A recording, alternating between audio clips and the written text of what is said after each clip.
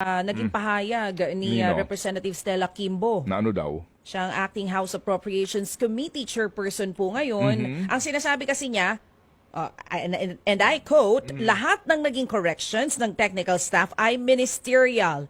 Calculator activity na lang. Sumagot si Tito Sen on Twitter or X na po ngayon.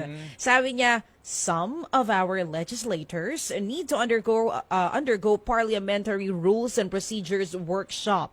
Ministerial corrections by technical staff are never allowed in any bill, much more of a law. You bring it back to plenary. Napasagot din si Senator Ping Lacson dun sa tweet nitong si Tito Sen. Sabi ni dating Senator Ping Lacson, I fully agree with Sen Soto. We only approve amendments in plenary subject to style to save time during our period of amendments.